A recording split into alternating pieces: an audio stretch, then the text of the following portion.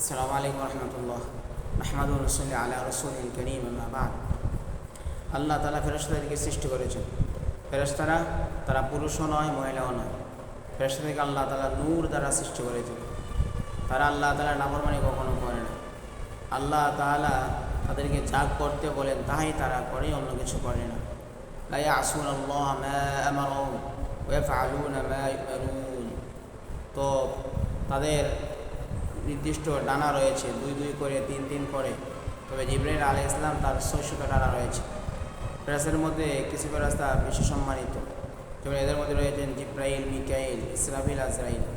জিবরাইল আলাইহিস সালাম নবীদের কাছে বার্তা নিয়ে যেতেন। ইসরাফিল আলাইহিস সালাম সিংহায় ফুঁক দেওয়ার কাজে নিয়োজিত, আর মিকাইল আলাইহিস সালাম বৃষ্টি বা এই জাতীয় মানুষের রিজিক পৌঁছানোর কাজে নিয়োজিত। আজরাইল আলাইহিস সালাম মানুষের জান কবজের কাজে নিয়োজিত। দুজন ফেরেশতা রয়েছে কিরামান কাতিবিন, তারা উভয় কাদের মধ্যে থাকে, আর তারা মানুষের আমল নামা লিখে থাকে, নেকি বদি এগুলি লিখে থাকে। যখন কবরের মধ্যে রাখা হয় তখন দুজন ফেরেশতা আসে সওয়াল জবাব করার জন্য। একজন হলো মুনকার, একজন হলো নাকির।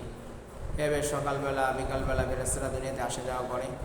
তো সারা রাত্রে যারা ডিউটি করে, সকাল হইলে তারা আকাশে চলে যায়।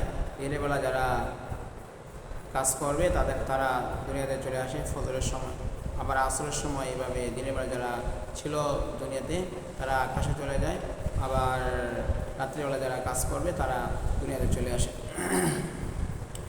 আল্লাহ তাআলা বিভিন্ন ফেরেশতাকে বিভিন্ন কাজে নিয়োজিত করেছেন।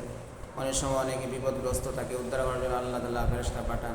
অনেক শিশু বাচ্চা করে সে মুসিবতে না পড়ে সেই জন্য আল্লাহ তাআলা ফেরেশতাকে প্রেরণ করেন। অনেক সময় বিভিন্ন জাতিকে শাস্তি দেওয়ার জন্য আল্লাহ তাআলা ফেরেশতাদেরকে প্রেরণ করেছিলেন। মোট কথা আল্লাহ তাআলা বিশেষ বাহিনী হলো ফেরেশতারা। তাদের সংখ্যা কত আল্লাহ তাআলা ছাড়া আর কেউ জানে না যে তাদের সংখ্যা কী পরিমাণ হবে।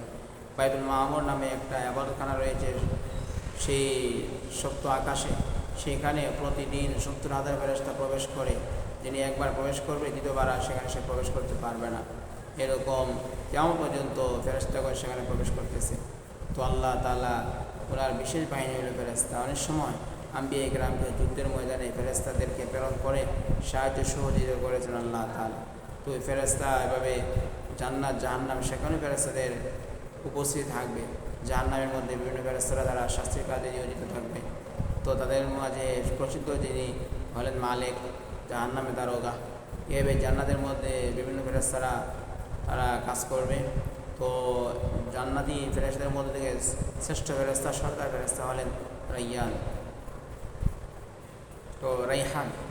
এইভাবে আল্লাহ তাআলা এই পৃথিবীর মধ্যে ফেরেশতাদের মাধ্যমে বিভিন্ন কাজ আঞ্জাম দিয়ে থাকেন। তো সেই ফেরেশতার উপরে বিশ্বাস করা এটা হলো ইমানদারের জন্য বিশেষ একটা বিষয়, যে ইমানদার সে ফেরেশতাদের উপরে বিশ্বাস করবে। সেই ফেরেশতাদেরকে দেখা যায় না অল্প সময়ের ভিতরে, অল্প মুহূর্তের ভিতরে এক দেশ থেকে আরেক দেশে, এক প্রান্ত থেকে আরেক প্রান্তে তারা চলে যায়। সেই ক্ষমতা আল্লাহ তাআলা ফেরেশতাদেরকে দিয়েছেন।